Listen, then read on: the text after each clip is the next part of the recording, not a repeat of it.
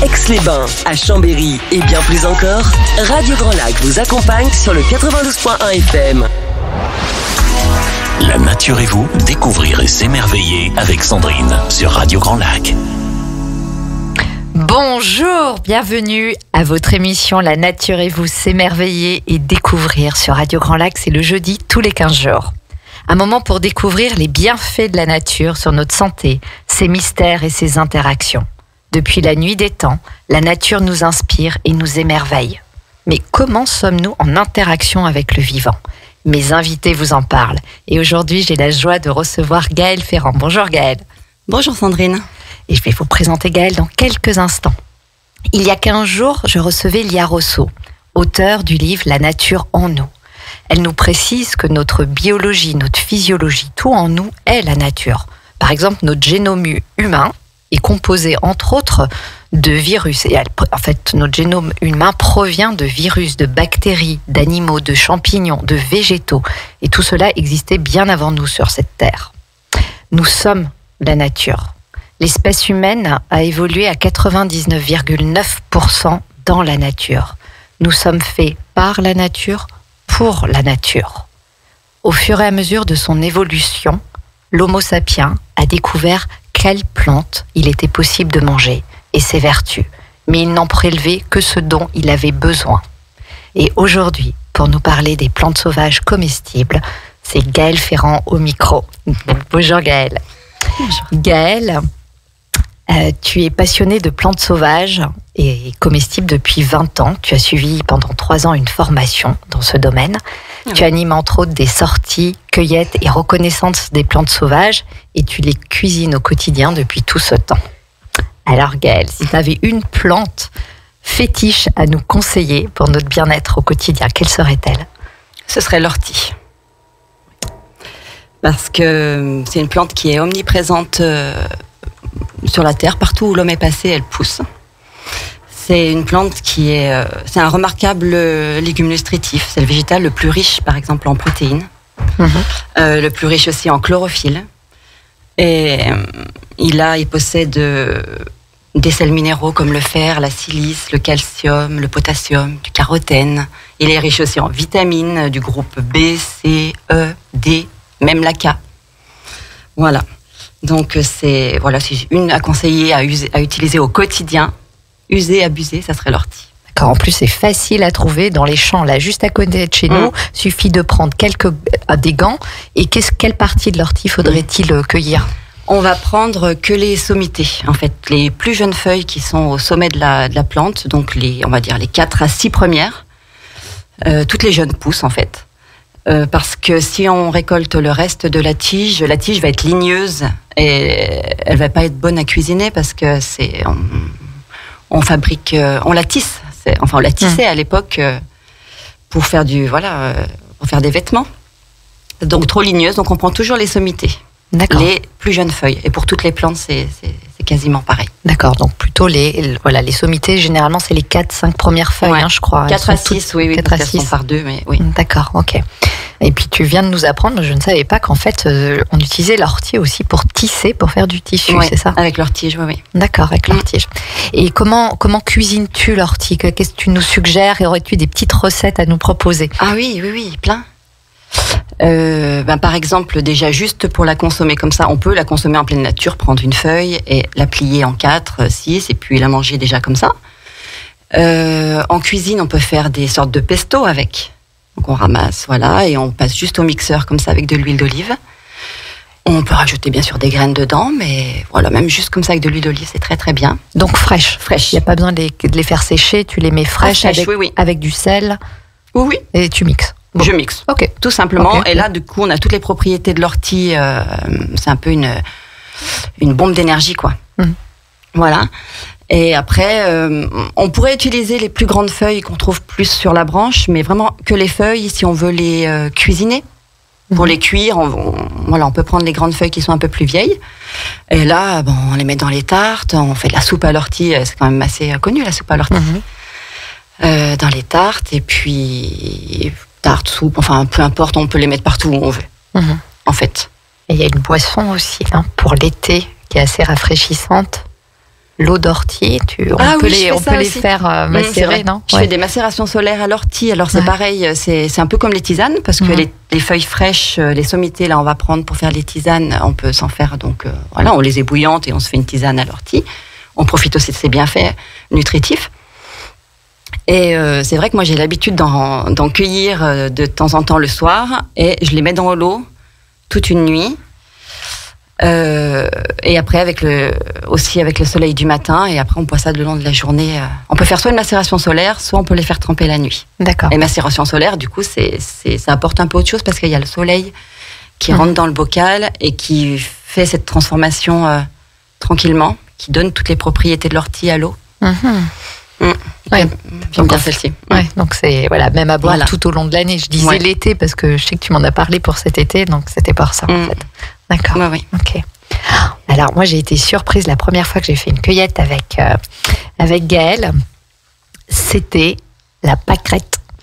La pâquerette, je me souviens, petite, je pense qu'on est beaucoup à avoir fait ça, des colliers de pâquerette. Et en fait, la pâquerette, qu'est-ce que tu peux... Voilà, se mange.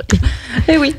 Alors la pâquerette, se mange. On peut mettre la fleur en déco un peu partout où vous voulez. On peut les feuiller si on veut, en mettre dans sa salade, mais aussi on peut mettre pour décorer les gâteaux les fleurs comme ça, elles sont comestibles. Et les feuilles, souvent on repère la tige avec la fleur, mais si on fouille un peu et qu'on va au bas de la tige, au ras de la terre, on va trouver les feuilles qui sont collées contre le sol. Et les feuilles, elles sont très très riches en vitamine C. Donc voilà, on peut aussi les manger crues ou cuites, mais bon, comme elles sont toutes petites, crues, c'est peut-être un peu mieux. D'accord, donc comme ça, quand on est en balade et qu'on a une petite faim, ou un coup de mou, finalement, on se prend un peu d'ortie, boum, ça fait un petit booster, quelques feuilles de pâquerette, et en principe, on repart. Oui, et en plus, la pâquerette, on la trouve très tôt au printemps, et elle fleurit jusqu'à très tard en hiver. Elle se renouvelle tout le temps, et en fait, c'est une plante qu'on a... sauf quand il fait très froid ou qu'il y a de la neige, mais qu'on retrouve presque toute l'année. Ok, donc là, ça nous fait 2 plantes qu'on a quasiment toute l'année. Oui. C'est ça. Et alors, il y en a une autre. C'est une plante qui porte chance. On la cherche des yeux. C'est le trèfle à 4 feuilles. Bon, alors le trèfle à 4 feuilles, on ne le trouve pas tout le temps, mais par contre, est-ce que le trèfle peut se manger aussi, ou qu'est-ce qu'on peut en faire? Oui. Le trèfle, on peut la manger aussi. D'ailleurs, moi, quand j'étais enfant, je cueillais les fleurs et je mangeais je prenais les petits pétales violets qui sont dressés sur la fleur. Et je suçais le bout qui était blanc et qui était très sucré. Donc voilà. Et j'ai appris par la suite qu'en fait, on peut manger aussi les feuilles. Alors, elles sont souvent 3. On n'en trouve pas toujours 4. Elles sont souvent 3 et effectivement, on peut les manger. Alors il faudrait, par contre, quand on va ramasser la feuille de trèfle, vous verrez qu'elle a une sorte de petite tige qui la relie à la tige principale. Donc si on veut manger la feuille de trèfle, on va pas prendre la petite tige qui est au milieu, on va vraiment prendre que la feuille. Cette petite tige s'appelle le pétiole. Et elle est un peu coriace. Donc si on veut la manger, rajouter des feuilles de trèfle à notre salade, on va prendre que la petite feuille. Voilà. On peut la cuire comme un légume, on peut... crue en salade, elle a une saveur douce et agréable. D'accord, ok. Bon, magnifique. Et il y a une autre qui ressemble, parce que je l'ai trouvée aussi très jolie, qui ressemble aussi à un trèfle, mais par contre, ses feuilles sont en forme de cœur. Et c'est un vert magnifique. Oui. Je ne me rappelle plus le nom. C'est l'oxalis des bois.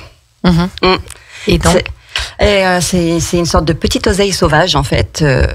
Sauf qu'elle a vraiment la forme de... Oui, elle a 3 feuilles en forme de cœur inversées. Et c'est une plante qui est super acidulée.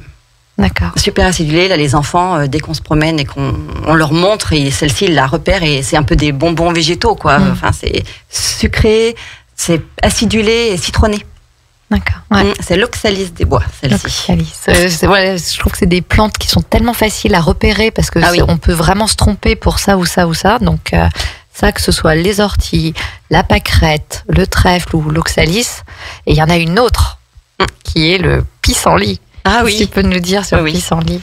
Alors, le pissenlit,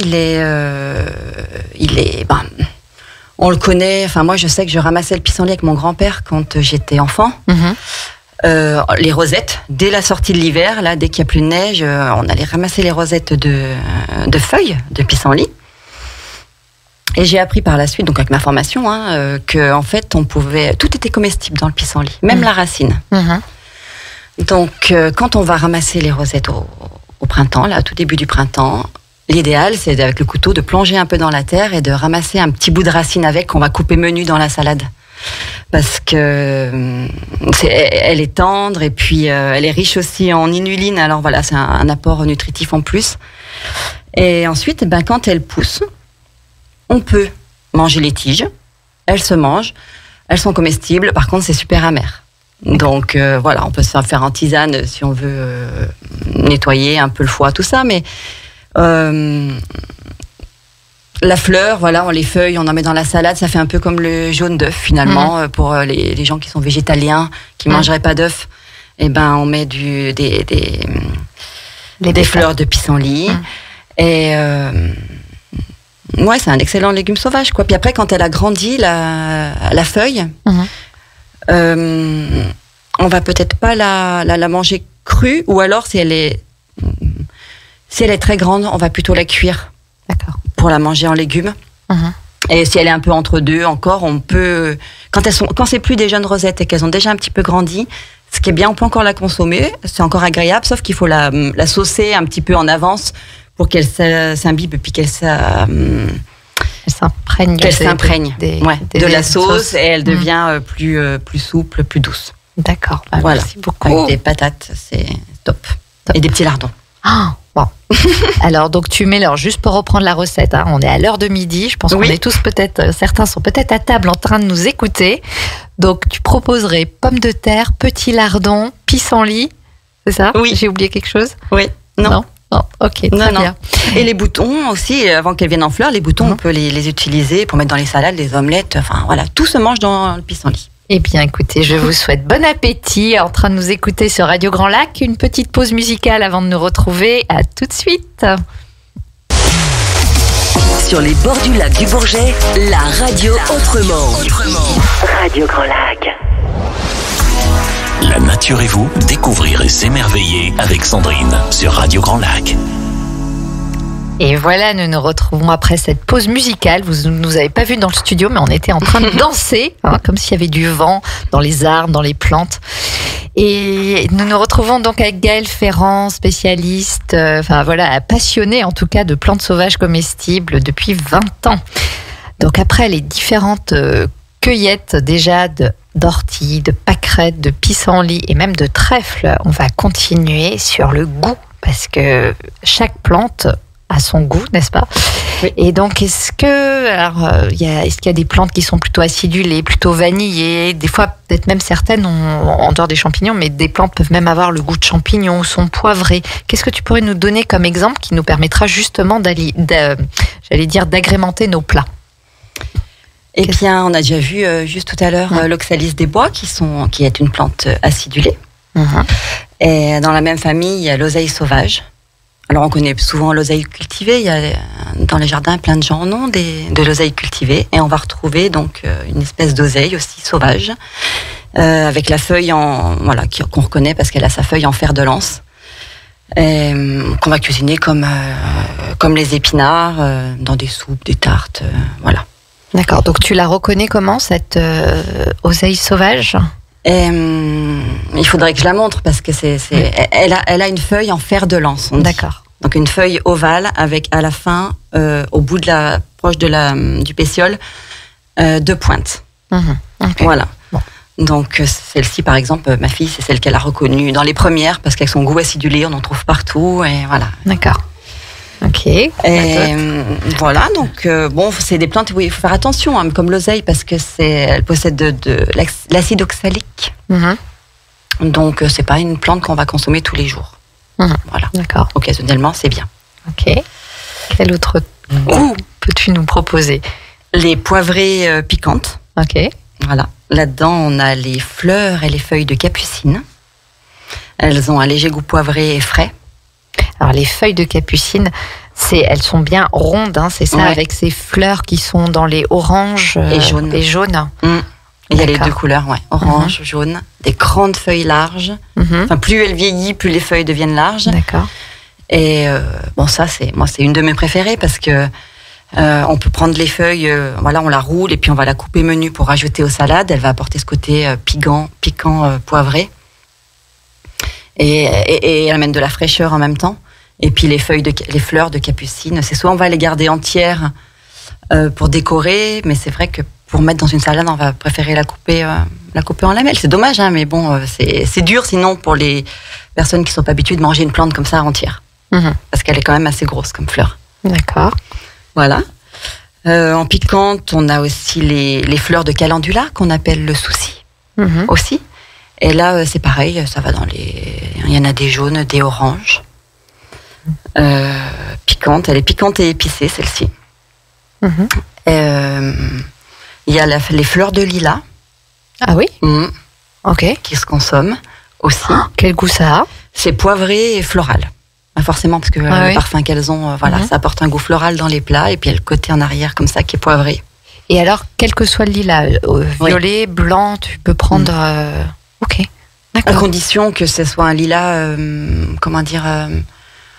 qui n'ait pas été cultivé, qui n'ait pas eu des produits dessus. Enfin voilà, on fait attention, hein, mais les lilas qu'on trouve sauvages, on en trouve sauvages près des murs. On peut les mettre. On peut les consommer. Ok. Voilà. D'accord. Et puis dans les poivrés, il y a aussi les pensées. Les pensées, oui, c'est vrai. Et là, c'est toutes sortes de pensées. Oui. Pareil, du moment qu'on les a soit cultivées nous, qu'elles soient, on fait attention de pas que ça vienne pas de culture intensive où il y a plein de produits dessus. On va pas manger la pensée qu'on trouve dans les jardinières d'Aix-les-Bains, par exemple. Ou quoique je sais pas, peut-être qu'elles sont cultivées sans pesticides, hein, je sais pas. Mais bon, elles ont la voiture, les pots d'échappement, tout ça. On retrouve des petites pensées sauvages, hein, ça existe encore. C'est plus rare, plus les années passent, moins on en voit. Elles sont toutes petites. Elles font à peu près 1 centimètre de diamètre. Et oui, c'est délicieux, oui. Les pensées. Voilà, pour citer quelques exemples de pensées piquantes. D'accord. De plantes poivrées piquantes. Okay. On retrouve des fleurs donc, qui ont le goût sucré, par exemple, comme le trèfle dont on a parlé tout à l'heure. Il y a aussi les œillets. D'accord. On consomme aussi. Et ça, c'est sucré. Oui. Ok. Les violettes. Oui, pour faire du sirop de violette, entre autres. Et puis la lavande, qui elle a un goût sucré, épicé et puis parfumé, du coup floral, parce que c'est une plante qui sent très bon. Voilà. Dans le goût vanillé, là je connais 2 plantes qui poussent par chez nous. C'est les feuilles, on va utiliser les feuilles d'Aspérule odorante et les feuilles de mélilo que nous allons faire sécher. Et en séchant, elles développent un arôme de vanille et de foin. D'accord. Et on peut l'utiliser après dans les boissons, les desserts, les pâtisseries. Voilà, c'est ce que j'allais dire. Est-ce que tu peux faire justement des gâteaux pour avoir ce goût vanillé à défaut d'avoir de la vanille quoi en fait. En faisant infuser la feuille. On va faire infuser la feuille dans du lait ou dans de l'eau pour sortir l'extrait de vanille. D'accord. Le goût de vanille. Après, ça sera rien à voir avec la vanille qui viennent des îles et qui est hyper intense. Hein. Ça reste quand même la vanille indigène. D'accord. Voilà. C'est la vanille de chez nous. Mais c'est important aussi de pouvoir consommer local et trouver, tout en se promenant, pouvoir agrémenter nos plats. Oui. Et il y en a une, je me rappelle, tu disais qu'il y a le goût de champignon. Enfin, il y en a peut-être plusieurs, outre le champignon bien sûr, mais en plante. Oui, c'est le plantain. Ah oui. Il y a le plantain, c'est une plante qui pousse partout. On en trouve dans les rues d'Aix-les-Bains, sur les trottoirs, dans les murs, j'en ai vu. Il y en a sûrement dans vos jardins. C'est une plante vraiment commune. Et oui, on peut ramasser les feuilles, les couper menus, les couper menus pour en salade les manger crus, les couper ou les cuire, les mettre dans les soupes, donc ça va apporter la saveur champignon. Partout, on va les mettre, en tous les cas, elles vont apporter la saveur champignon et est-ce qu'on peut manger le au-dessus, la petite, je ne sais pas si on peut l'appeler la fleur, mais... Oui, la fleur. Lorsqu'il y a le petit bout marron, on voit la tige qui sort avec le petit bout marron. Et quand elle a encore les petits pétales blancs qui qui se dresse dessus, surtout ce marron. Là, on peut prendre ce fruit-là. Enfin, c'est le fruit avec autour, les petits pétales, ce sont les fleurs qui sont autour blanches. D'accord. Et ça, on peut le manger comme ça. Et ça, on a vraiment... Alors, la texture est différente d'un champignon, même si c'est encore tendre quand il y a les fleurs blanches. Et on a l'impression de manger un champignon. Le goût, c'est vraiment incroyable. Et est-ce qu'on peut le faire revenir comme ça un petit peu? Oui. Ouais. Après, le faire revenir, ça va le faire durcir un petit peu, le faire poêler. Oui, pourquoi pas. Ouais. Donc l'expression... Ou le mettre dans les omelettes. Par exemple, directement les petits fruits dans les omelettes. Sans les faire cuire, tu les mets juste comme ça. D'accord. Ok. Moi, plutôt que de les faire revenir et faire cuire à la poêle, je les ferais plutôt dans l'eau. D'accord. Ouais. Okay. Donc tous les goûts sont dans la nature en fait. C'est vraiment ça. Ah, carrément. L'expression est bien dite. Oui. D'accord. Donc on voit bien qu'en fait nous sommes... Ah, tu as encore autre chose. Dans les champignons, oui, le goût champignon, on a aussi l'épierre des bois. Qu'il faudra apprendre à reconnaître celle-ci parce on fait des veloutés avec qui amènent le goût de cèpe. D'accord, mais voilà. À quoi ressemblerait, puis après chacun peut regarder peut-être sur internet en attendant, mais... Ça pourrait ressembler à des feuilles d'ortie par exemple. D'accord. Mais pas disposées complètement pareil sur la tige. En tous les cas, la feuille va ressembler à une feuille d'ortie, sauf qu'au toucher, elle va être très très douce. Dessous, il y a des poils, et au toucher, c'est vraiment quelque chose de doux. Et la fleur va être violette après. D'accord. Et elle pousse que dans les sous-bois. D'accord. Bordure des chemins où il y a des bois, sous-bois. Bon, on a tout pour se nourrir en fait. La nature est vraiment riche et, j'allais dire, généreuse pour peu qu'on sache effectivement reconnaître, mais aussi prendre seulement ce dont il y a besoin et pas plus. Oui, on estime qu'il faut que lorsqu'on trouve par exemple un gisement de n'importe quelle plante et qu'il y en a beaucoup, on prélève maximum un tiers, qu'on soit seul ou à plusieurs. En tous les cas, on laisse toujours les 2 tiers sur place. D'accord, et je pense que ça vaut pour tout ce qu'il y a dans la nature de prélever que un tiers. Voilà. Avis acquis de droit. Bien, mais alors avec tout ça, en fait, comme la nature, c'est vrai, la nature invite à l'émerveillement. C'est ce qui fait aussi du bien à notre être, de s'émerveiller. Ça permet au mental aussi de s'apaiser une fois qu'on est devant quelque chose qu'on trouve beau. La beauté est subjective à chacun, mais souvent on entend devant la nature, on parle d'émerveillement. Et manger, on mange aussi avec les yeux en fait. Et c'est important d'avoir des plats. Alors, est-ce qu'on va s'émerveiller, mais en tout cas que l'on puisse trouver beau. Donc, comment agrémenter qu'est-ce que on a déjà vu les différentes fleurs, différentes plantes, mais qu'est-ce que tu pourrais rajouter sur cet émerveillement qu'on puisse mettre au niveau de nos yeux avant de commencer un plat? Comment on l'agrémenterait? Moi, je rajouterais des fleurs partout. Déjà, je trouve rien de plus beau qu'une laitue avec des pétales de coquelicot dedans.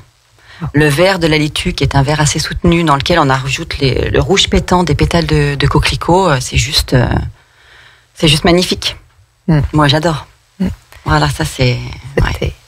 Et ce dont je me rappelle, c'est quand on avait, parce qu'avec Gaëlle et son mari, nous animons des stages immersion nature de 2 jours, et il y a un moment dans ce stage, il y a justement Gaëlle qui intervient pour cueillette et cueillette des plantes sauvages, et nous avions confectionné une magnifique salade de notre cueillette, et il y avait effectivement plein de pâquerettes, plein d'autres fleurs, c'était du myosotis. Voilà. On avait trouvé plein de myosotis, et c'est vrai que ces petites fleurs bleues là, elles sont minuscules, on dirait des petites étoiles bleues, bleu-violet. Elles ont, et quand on en met dans la salade, c'est magnifique. C'était splendide. On avait trouvé plein de choses. Très bien, merci Gaëlle. Et alors, évidemment, le plus important, c'est qu'on puisse pouvoir profiter de tout ton savoir et tout ton enseignement. Je crois que tu as une association qui s'appelle La Nature. Naturelle, excuse-moi. C'est Nature sans E, apostrophe E2LE. C'est une association que nous avons créée en 2010. Et qui a pour objet donc de proposer des activités qui favorisent le bien-être à travers la découverte du vivant. Et donc les stages découverte, reconnaissance, découverte des plantes sauvages, c'est le... On fait partie. Et c'est le principal. D'accord, très bien. Voilà. Eh bien, je te remercie beaucoup pour tous ces enseignements. Je t'en prie, avec plaisir. Et donc, au printemps prochain, à partir du printemps prochain, en tout cas, vous pourrez nous retrouver avec Gaëlle, son mari, et moi-même pour les stages Immersion Nature. Et puis sinon, n'hésitez pas à contacter Gaëlle. Comment on te contacte d'ailleurs, Gaëlle, pour une sortie plantes sauvages? C'est par mail. Par mail? Pour l'instant. Ok. Oui. Et comment on te trouve? Eh bien, c'est le site, c'est... Non, le site, non. L'adresse mail, c'est association naturelle au féminin, tout accroché, Ouais. @gmail.com. D'accord, très bien. Voilà. Eh bien, On envoie un petit mail et je donne toutes les dates qui seront proposées l'année prochaine. D'accord, super. Voilà. Merci Gaëlle. Et puis Avec grand plaisir. Merci à toi de m'avoir invité. C'était un grand plaisir. Et nous nous retrouvons dans 15 jours. À très bientôt. Et je redonne l'antenne sur Radio Grand Lac. Au revoir.